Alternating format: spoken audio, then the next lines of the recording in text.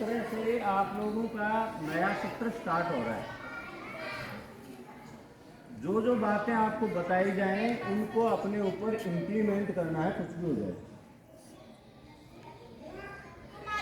सुबह उठते ही सबसे पहले उस परमात्मा को, अपने इष्ट को याद करो और उनको धन्यवाद करो।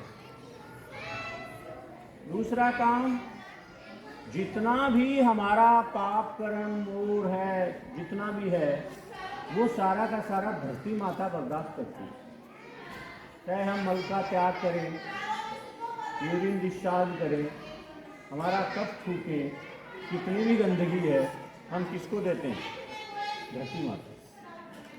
उसको इस टाइप से चरण स्पर्श जैसे करते हैं, इस टाइप से करते हैं, ठीक है ना? जैसे धरती माता आपके सामने खड़ी है। बड़े काम नहीं है ना, नहीं है ना बड़े काम। और ये करने क्यों है हमें? इसके पीछे बहुत सारे लोग अलग अलग लॉजिक आपको दे सकते हैं। आपको एक स्वच्छ और सुंदर दिन की शुरुआत करने के लिए सारी चीजें करनी। आप करके देखोगे तो आपको ऐसा अनुभव होगा कि मेरा तो जीवन ही बदल गया।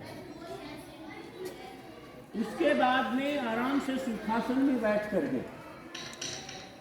आप लोग अफर्मेशन दो अपने आप को। कुछ भी अपना बना सकते हो आप, जो आपको अच्छा लगे। जैसे मैं स्वस्थ, सुंदर, समृद्ध, साहसी, शक्तिशाली आत्मा हूं। इस टाइप से आपको और भी कोई चीज, बुद्धिमान को, जो भी आपको अच्छा लगता है वो उसमें इंक्लूड करो। आप समझ रहे हो ना? ये करना है। हम कई चीजों को बच्चों इतना आसान मान करके ये तो हम कभी कर लेंगे और कभी नहीं करते हैं। भगवान को प्यारे हो जाए। एक नया पैसा खर्च नहीं होता, उनको जीवन भर हम इंतजार करते रहते हैं। दूसरी चीज, आपके आसपास घूमने की जगह है तो आप घूमने जाओ। अपनी लड़कियां जैसे अपनी माता को लेके जा सकती हैं, बच्चे भी, लड़के लोग हैं, अपने माता पिता की एक रूटीन बना ले कि 10 मिनट 20 मिनट या आधा घंटे में घूम के आना। सुबह सुबह परमात्मा वो चीजें वितरित करता है जो उसके पास जाने वाले को ही मिलती है। समझ रहे हो ना? पूरा जीवन बदलने के लिए, जैसे विवेकानंद जी हैं और कोई भी है। विवेकानंद जी तो खासियत थी उनकी, रोज जितने बजे जितनी मिनट पर इस खंबे के पास आए हैं, रोज वही उसी टाइम पहुंचते थे, बिना कोई घड़ी के। और इतना बढ़िया उनका रूटीन मिल रहा था। आपको अलार्म घड़ी और घड़ी खरीदने की आवश्यकता नहीं पड़ेगी। आप इतने व्यवस्थित हो जाओगे, आपकी जो बायोलॉजिकल क्लॉक है जो आपके ब्रेन में सेट होती है, वो आपकी एक्टिव हो जाएगी। छोटे छोटे काम है, परमात्मा को याद करना चाहिए कि नहीं करना चाहिए? जिसने हमें सबसे शानदार मनुष्य जीवन प्रदान किया है। और आप कितने भाग्यशाली हो कि आज आप उठ के आए हो। दुनिया भर में आपको आश्चर्य होगा, 10 लाख लोग शाम को सोए थे कल, वो सुबह नहीं दिखे। तो आप कोई कम भाग्यशाली हो क्या? आप जगे हो और ये उसकी कृपा पर ही जगे हो। नहीं तो जैसे सन 2000 में भूकंप आया था गुजरात में, लाखों लोग दफन हो गए मकानों में, नहीं जगे थे। और आप भी देख रहे हो, आपके आसपास भी घटनाएं होती रहती। शाम को सोए थे, सोए रह गए, रात को गुजर गए, शाम को तो मेरे को मिला था, 1 घंटे पहले मेरे को मिला था। तो कितनी बड़ी भारी कृपा है कि हम सुबह सकुशल जगे हैं। इसलिए हमें उसको धन्यवाद देना चाहिए कि नहीं देना चाहिए? आपका कोई छोटे से छोटा काम करता है, छोटे से छोटा, आलसी में खा के आपको दे दे, उसको धन्यवाद बोलने की आदत डालो। खाना खाते हो तो फिर खाने का धन्यवाद करो, और ये मानो कि वो परम शक्ति ही जो आपका इष्ट है वही खा रहा है, और हकीकत में वही खा रहा है। आप इस तत्व को जानते हो अच्छी प्रकार, क्योंकि मनुष्य मरने के बाद में उसकी इंद्रियां, ज्ञानेंद्रियां, सब कर्मेंद्रियां सब वैसी की वैसी, कुछ नहीं खा सकता, वो एक बूंद नहीं निकल सकता अंदर। क्यों? क्योंकि उसके अंदर से परमात्मा तत्व बाहर हो गया। तो खाता, खिलाता, देता, दिलाने वाला, सोना सुलाने वाला सब वही है। अगर आप विचार करोगे, दकियानुसी जो लोगों के विचार हैं, भगवान को किसने देखा है, ऐसे ना तो सुनो और ना उनका कोई उनको सहयोग प्रदान करो, हाँ किसने नहीं देखा। हकीकत तो ये है, रोज आप देख रहे हो उसको, उसके बगैर कुछ भी संभव है ही नहीं। परमात्मा कोई आपके सामने मुकुट बांध के बांसुरी लेके कभी नहीं आएगा। वो तो आने वालों के सामने, वो तो धन्ना भक्त के लिए आएंगे, वो तो मीरा के लिए आएंगे, वो तो कर्मा बाई के लिए आएंगे, गुरु गोविंद सिंह के लिए आएंगे। हमारा जितना प्रयास है उसको हम मानते हैं कि हमने वो प्रयास नहीं किया जिस साक्षात हमारे सामने हुआ। और दूसरे रूप में जैसे सूर्य और चंद्रमा के रूप में साक्षात परमात्मा हमारे सामने मौजूद है, माँ और पिता के रूप में साक्षात परमात्मा हमारे सामने मौजूद है। हर जीव के अंदर वो परमात्मा है, लेकिन बेवकूफ़ी नहीं करनी है कि हम शेर के मुंह में भी सिर दे दे जाके परमात्मा है इसमें। उसमें दूसरी टाइप का परमात्मा है, आपका नाश्ता कर लेगा। कुत्ते में भी परमात्मा है, लेकिन उसकी जो नेचर है उसको बनाए रखें, उसको दूर से नमस्कार करना। उसके गले पड़ोगे तो कहते हैं कि कुत्ते से अगर प्रेम करोगे तो क्या करेगा, तुम्हारा मुंह चाटेगा, और उससे गुस्सा करोगे, घृणा करोगे तो तुम्हारी पिंडी काटेगा। यानी दोनों ही रूपों में नुकसानदायक है। तो एक जो दूरी है, एक जो गैप है, सांप है, इसमें गुस्सा करो, परमात्मा आजा मेरे लाला, लपेट लिया उसको, 5-7 जगह काट दिया, क्योंकि तुम उस स्थिति में नहीं आए हो। अगर उस स्थिति में आ जाते हो तो फिर कोई दिक्कत नहीं है, फिर तो शेर की सवारी करो चाहे दुर्गा माता की तरह, बिल्कुल गधे की तरह हो जाएगा, वो ढीला पड़ जाएगा। लेकिन वो जब तक नहीं आता है, हमें बेवकूफ़ी कहीं नहीं करनी। तीसरी जो बात है, ये बिल्कुल साइंटिफिक तरीके से ये साबित है कि जिस इलाके में जो भी चीजें पैदा होती हैं, उस इलाके के जीवों के लिए वो सर्वोत्तम होती हैं। समझ रहे हो? कहने का तात्पर्य, जो सब्जी आपके इलाके में है आपके लिए सर्वोत्तम है। जो फल आपके इलाके में होते हैं, आपके इलाके में पिच्चू होते हैं, पील होती है, खोखे होते हैं, लेकिन कितने बच्चे खा पाते हैं, कितने को उपलब्ध होती है? अगर उपलब्ध हो जाए तो साल भर का स्वास्थ्य आपको उनसे प्राप्त हो जाए। आपके इलाके में चना होता है, बाजरा होता है, गेहूं आपके इलाके की फसल नहीं है, ये आयातित फसल है बाहर से। और दुनिया को सबसे ज़्यादा बीमार करने में और हिंदुस्तानियों को सबसे ज़्यादा बीमार करने में अगर किसी चीज़ का हाथ है तो गेहूं का है। एक रोटी आप खाते हो, उससे 3 से लेकर के 5 चम्मच तक चीनी पैदा होती है। और बड़े बड़े जो साइंटिस्ट हैं वो तो इसको मना ही करते हैं। हिंदुस्तान के लिए तो बिल्कुल गड़बड़ है। आपने सुना होगा मेसी रोटी, गेहूं खाते हैं तो पक्का उसके अंदर चने का आटा जरूर मिलाते थे हमारे। और अब तो चने का आटा नहीं मिलाते, सीधी तंदूर की वो ऊपर से बक्कल उतारी हुए आटे की वो रोटियां खाते हैं, बड़ी भारी घातक। देश भयानक रूप से बीमार हुआ है, तो इन वजह से हुआ है कि उनको जानकारी नहीं है। आपके लिए सबसे बढ़िया अनाज बाजरा है। कोई कहते हैं गर्मी करे बाजरा, नहीं करता। जिसके शरीर में जान है ना, उसको कभी भी गर्म नहीं करता बाजरा। और बाजरा अगर गर्म करता है तो उसको राबड़ी के रूप में, मोट बाजरे की राबड़ी आदत डालो, आपको देश दुनिया तभी चलेगी आपसे जब आप स्वस्थ हो। नहीं तो आप बीमार हो गए, मेरे को अमेरिका में मिलोगे, 2 महीने से बीमार हो तो काय का अमेरिका चलाओगे तुम? पहला जो काम है वो अपने आप को स्वस्थ बनाना है। तो इसके लिए आप क्या कर सकते हो?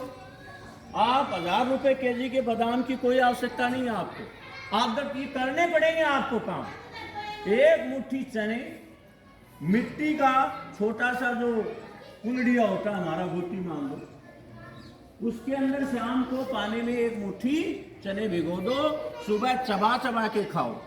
अगर दूध उपलब्ध है तो 1 गिलास सिर्फ उसके ऊपर दूध का पी लो। अगर नहीं है तो वो पानी ही घूट घूट करके जो चने भिगोए थे उसी को पी जाओ। आप में घोड़े जैसा बल आ जाएगा। दौड़ में आप कभी परेशान नहीं होंगे। हार्ट के लिए रोजाना मर रहे हैं ना, अभी था अभी नहीं रहा, ये प्रॉब्लम आपके साथ कभी नहीं है। धानी मुंधवाओ पार पड़े थे, इस समय जो निकलेंगे नए उनकी धानी बनवाओ, वो खाओ, गर्मियों में सबसे बढ़िया है। घूंगड़े खाओ गर्मियों में चने के, सबसे बढ़िया है। तो क्यों फालतू के काम करें हम? शरीर को साबुन से छूने मत दो।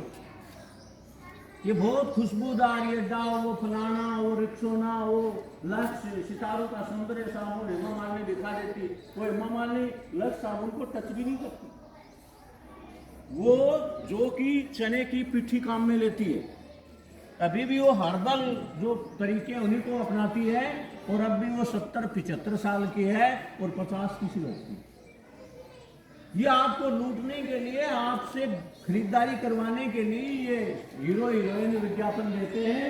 ये इधर इधर खर्च साफ है, ये सब बकवास है, कोई फर्क नहीं है। आपको भगवान ने इतना सुंदर बनाया है कि आप जैसे दुनिया में कोई नहीं है। फालतू के केमिकल रगड़ रगड़ के कैंसर के पता नहीं कितनी बीमारियों से ग्रसित हो जाओगे। आप लोग कोई काम इसलिए कर रहे हो कि आपके अड़ोस पड़ोस में बहुत से लोग कर रहे हैं, समझ रहे हैं ना? लगभग सारे बच्चे, मैं एक आध का तो कह नहीं सकता, सारे साबुन से नहा के आते हैं। और साबुन के अंदर ग्लिसरीन तो बहुत कम मिलाते हैं, बाकी केमिकल होते हैं। साइंस के टीचर हैं दिनेश जी, इनसे पूछ लेना, बहुत घातक है आपकी त्वचा के लिए। कोई भी खुशबूदार जो तेल होता है, चाहे आमंड ड्रॉप्स हो, चाहे वो चंदन का हो, तुम्हें नहीं लगाना, क्योंकि भारत के अंदर ये चीजें ओरिजिनल शुद्ध अवस्था में मिलती नहीं है। इसलिए सरसों का तेल रखो बढ़िया ओरिजिनल, और उसको लगाओ। और थोड़ा सा अपने नाक को सुंघा लो, समझ रहे? थोड़ा सा लगाते समय नाक को सुंघा दो, थोड़ा सा तेल अपनी नाभि में लगा दो, मालिश कर दो थोड़ी। गारंटी देता हूं, मैं लिख के दे सकता हूं, ये चीजें मेरी खुद की प्रैक्टिकल करी हुई है। जीवन में ही जुकाम नहीं लगेगी, जीवन में ही बीमार नहीं होगी। अब रोज हम सुन रहे थे पिछले दिनों वायरल हो गया, वो हो गया, वो अस्पताल में है, वो बीमार हो गया, तो हम नहीं इलाज कर पाएंगे। हम अगर स्वस्थ होंगे तो इलाज कर पाएंगे। अगर बहुत दिक्कत आ जाती है, भैया अब तो दवाई लेनी पड़ेगी, या कोई ट्यूमर हो गया अंदर, तो मैं ये नहीं कहता कि उसका इलाज मत दो, लेकिन कोई ढंग के डॉक्टर से जो ब्रांडेड चीजें देता है, बढ़िया दवाइयाँ देता है, विश्वसनीय है, आपके आस पास है, आपसे मिलता जुलता है, उसके पास जाओ, उससे लो। ये नहीं कि कोई भी वो आया और उसने अस्पताल बना रखा और बहुत सारी उसके पास टेक्नोलॉजी आ रही है और उससे दवाई ले लोगे। आजकल ये बिजनेस बना लिया है, जांच के नाम पे रोड पे ये दवाई लो वो लो, झूठा बोल बोल करके धक्के से बीमार करते हैं। तो आपका खान पान एकदम सही होना चाहिए। एक गुनगुना पानी आदत बना लो, सर्दी गर्मी कुछ भी हो, आपको 2 गिलास, एक से गिलास से स्टील से शुरू करो, 2 या 3 4 गिलास तक भी आप पी सकते हो, घूट घूट पियो उसको। आपके रात के दौरान जो भी प्रोटीन्स विटामिन्स आपके मुंह में लार के रूप में चिपके हुए हैं, क्योंकि रात को हम कुछ खाते नहीं, फास्ट पे चलते हैं, तो वो सारी बढ़िया चीजें आपके आंत में इनमें चिपकी रहती हैं। इसलिए गुनगुना पानी पियो, ऐसे मत करो, ऐसे मत करो। कुल्ला करके पानी को बाहर सुबह सुबह निर्णावासी बहुत गलत है, उसको अंदर जाने दो, वो आपके लिए बड़ा गुणकारी होगा। हजारों तरीके हैं जिनमें से एक को अपना करके आप बहुत स्वस्थ और प्रशंसित रह सकते हैं। 9th के जो बच्चे हैं उनको अब स्टाफ फ्री हैंड हो गया है, तो 20-20 बच्चों की क्लास बना दी गई है और उनको सेपरेट बैठने के लिए जगह उपलब्ध करा दी गई है। वो अपनी जगह को बदले नहीं, समझ रहे हो ना? बिल्कुल सेपरेट का, जैसे एग्जाम में बैठते हैं, एक दूसरे को बिल्कुल भी आप डिस्टर्ब नहीं करोगे और नहीं कर पाओगे। एक नई शुरुआत के साथ एक बढ़िया तरीके से जो चीज़ें साल भर हम प्रयास करते थे, वो अब हमें एक बीच में अंतराल आएगा, एक समय ऐसा आएगा जिसमें आप बहुत बढ़िया आदतें डेवलप कर सकते हैं, और वो समय यही है। ये जो चैत्र मास है, ये हमारे हिंदू धर्म और सनातन धर्म के अंदर नववर्ष के रूप में स्टार्ट होता है। अद्भुत है, इसी समय नवरात्रे आएंगे, करो नवरात्रे, लेकिन जिसके शरीर में दम नहीं है वो आगे पीछे वाले कर लो, एक पहला और एक लास्ट वाला। जिनके अंदर दम है वो चाहे निगोट करो, कोई प्रॉब्लम नहीं है, इसका अपने आप में अलग ही महत्व है। तो सनातन धर्म के अनुसार हम चलेंगे, ना बीमार होंगे, ना कभी परेशान होंगे, ना हम बुद्धिहीन रहेंगे, सब के सब इंटेलिजेंट होंगे। किसी भी सूरत में कोई भी बच्चा अब अपसेंट ना रहे, क्योंकि इस समय बहुत अच्छी अच्छी चीज़ें आपके अंदर डेवलप की जाएंगी। ये नहीं कि अड़ोस पड़ोस में चाचा ताऊ कहीं शादी थी 15 दिन मार लिए वहाँ, 2 मिनट नाच आए, 3 मिनट घूम आए, बस घर बैठे, स्कूल में आ नहीं रहे। ये और लोगों का काम होना चाहिए। सबसे बड़ी बात है, हम हिंदुस्तानी हैं, उससे दूसरे नंबर पर है कि हम सिर्फ गायत्री स्कूल के स्टूडेंट हैं। हम चलते फिरते हिंदुस्तान के नक्शे जैसे हैं, हम वो कर देंगे जिससे दुनिया का भला होगा। समझ रहे हो? तो फालतू की बातें, फालतू की बकवास, फालतू का बोलना, फालतू की बहस हमें नहीं करनी।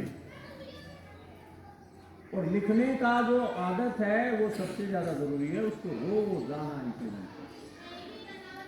फिर आपका जीवन आनंद के अलावा आपको कुछ नहीं देगा, नहीं तो दुखी सुखी होते रहोगे और एक दिन मृत्यु को प्राप्त हो जाओगे, कुछ नहीं। ये छोटी छोटी जो बातें हैं इनको फॉलो करो और शानदार होगा, क्योंकि आप बहुत अच्छे घरों से, अच्छे माता पिता के संतान हो, आपको कोई कामयाब होने से रोक नहीं पाएगा। बड़ी बात यह है तुम्हें खुद को पता नहीं है तुम हो क्या। हमें पता है, इसलिए हम चाह रहे हैं कि तुम जो हो उससे बेहतर और बनो। Okay, thank you.